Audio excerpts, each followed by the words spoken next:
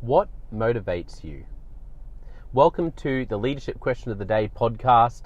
I'm John O'White. By the end of this podcast, you are going to have 3 tips for working out what motivates you. Such an important question. We work with leaders around the world here at Clarity, and I just want to also take a moment just to thank you for everything you're doing to help us get the word out, to help more leaders become the very best they can be as leaders, and to lead high performance teams and to create healthy company cultures. So thank you. If you haven't done so yet, please do subscribe, follow, like, or share. It really helps us out. So let's tackle this question. Today's leadership question of the day is what motivates you. And I wonder if you've thought about this deeply before. Because the first tip I want to give you about what motivates you is to look into the Enneagram. The thing I love about the Enneagram is it's a personality profile. You know, there's different personality profiles, behavior profiles. A lot of them sit at surface level. The Enneagram really does go deep and look at your drive. And as an example, I'm a 1 on the Enneagram, and there's nine different numbers of the Enneagram. I actually did a 10-minute video where I explained what is the Enneagram. That's on the John O'White Leadership podcast that you can check out if you've never heard of it before. But my point in bringing up the Enneagram is it's a great deep dive into your motivation. And for me, as a 1, without going too deeply into it, it was really important for me to understand that in terms of a drive, anger is a big driver for the 1, and often around things like justice. And the other thing about being a 1 when it comes to anger and justice and perfectionism is when you understand that about yourself, it helps you to understand when you're in a healthy or an unhealthy place, and also to work out, you know, what is it that really suits you and connects with you in terms of that drive and that motivation in a healthy way, and then sometimes some stuff that's really unhealthy. That I think we all have and we all have to deal with. So if you've never explored that before, then let me just say, check out the Enneagram. There are simpler ways to look at what motivates you as well. And so the second tip I want to give you is another resource that you can check out, and it's a book called Drive. And the beautiful thing about Drive is it's a book about motivation, and there's a great story in that book that I really love, which is basically, I think it's from the book Drive. It might be from another book on motivation. I do enjoy a few different books on this topic, but they did this experiment, and basically they brought people in, and researchers did, of course, and they brought people in. They said, look, we'll pay you, $3 to here's a sheet of paper. I want you to find, there's all these letters on there. I want you to circle any of the same letters that are next to each other, and we'll give you $3 to do this. Okay, take your time. The person takes 10 minutes or whatever, finds them all, hands it back. And the first group that received it back was what they would do is they would look at it. The researcher would take the piece of paper with all the things circled and give them some recognition of their work. So they'd look, they'd read it, spend 20 seconds looking over it, nod, wow, okay. And then they'd put it down. So just that simple recognition of the work the person had done. The second group that they had, the variable that they changed, is they gave no recognition. So exactly the same, they would pay them a small amount, and then the idea was as well, they would pay them less and less each time, because they wanted to find out if there was a correlation between how much someone gets paid and other factors of motivation. Really interesting experiment. And so the second group, they gave no recognition. They would literally just take the piece of paper back, and they wouldn't look at it, and they'd just put it on the pile next to them, and then say, okay, do you want to do another one for $2.70 this time? So there was no recognition. And then the third group, which I thought was just hilarious, they would actually take the piece of paper and they would shred it in front of them. So the person gives it back to them, and they literally just run it through the shredder. And I just found that so hilarious. But the point of the experiment was, okay, let's take this thing they've just spent 10 minutes working on, let's shred it in front of their eyes, and then say, okay, do you want to do another one for $2.70? And so the researchers went into this going, well, in terms of motivating factors, and they're obviously looking at recognition, motivating factors We know that when we shred something in front of them, that's going to be demotivating. We assume it's going to have some positive effect when we give recognition to them. But what shocked them was that, yes, the positive recognition, the first one was the most motivating, but the second and the third were equally demotivating. Get that in your head for a second.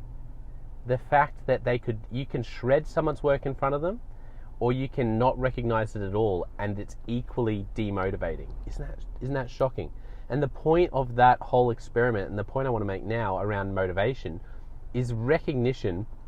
And this is the thing I talk to leaders about all the time, is that, you know what, whether you're giving good feedback or negative feedback to people, there's a revelation in here that no feedback is actually more detrimental.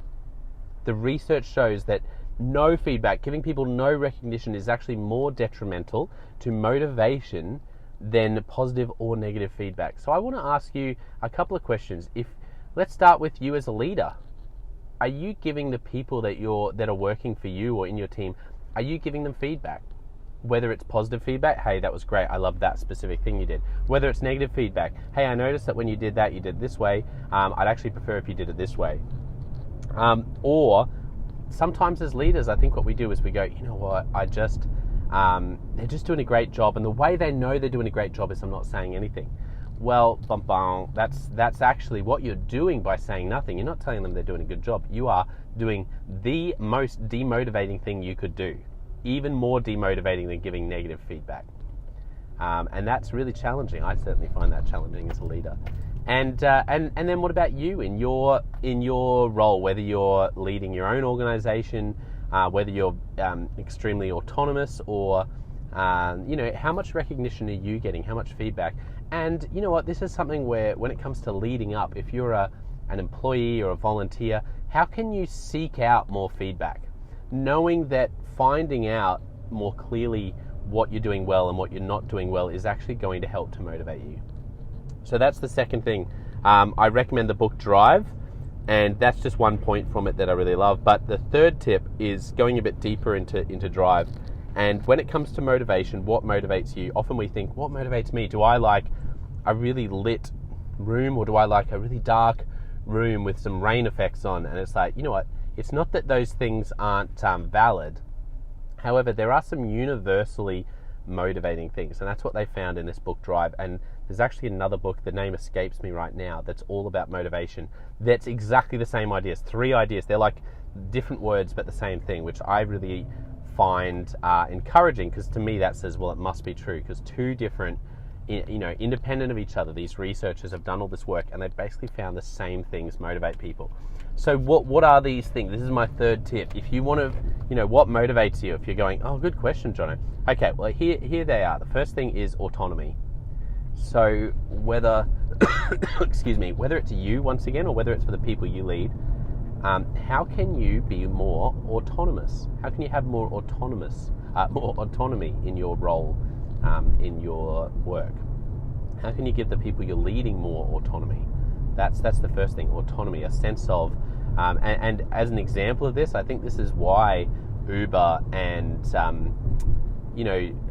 DoorDash and Menulog, these guys, everyone's going, yeah, but they pay below minimum wage. You'd surely think people would be, I never want to go and do that. Why is it so attractive? Well, I think part of the reason is autonomy. You have a lot of autonomy as an Uber driver, and as a result, even if your wages are lower, even lower than minimum wage, in some cases, people scratch their heads and go, well, then why are people doing it? Well, people are finding it incredibly motivating to do Uber because of the amount of autonomy they have. So I think that rings really true with me. So autonomy is the first one. The second one is mastery, and so it's proven that people find it very motivating when they're able to master a craft. And so for you, what could you be the master of your craft? What's a craft that you could master? What's something that you're already good at and you could really fine tune? For me, I'm this is an encouragement for me. I have lots of different things on, but I really do love coaching people one-on-one, and I love facilitating offsites. And I think they're two things, my one-on-one coaching and my offsites are two of the areas that I can really try to master my craft. And the reason that's important is that I'm as a business owner, I'm wearing lots of different hats, but as I master coaching and offsites and really work on mastering that craft, I can go into that knowing that the more I can really learn from others and master that craft, have mentors helping me specifically around those things, the more motivated I'm going to be in my work across all of Clarity. And so the third thing, so you got autonomy, you got mastery, and then the third thing is purpose. And this connects to one of my favorite things, which is vision stories. And what I mean by that is people are motivated by a sense of purpose in the work that they're doing. So for you, what difference is what you're doing making in the lives of others? I ask leaders this all the time when I first get a chance to chat with them and I'm seeking to really understand them better. I say, why do you do what you do? What difference does your work make to the lives of other people and to your life, like to your family? And when we stop and think about this, and this is where vision stories are so powerful, because all a vision story is a story of how your vision in your organization, in your team, in your life is coming to pass.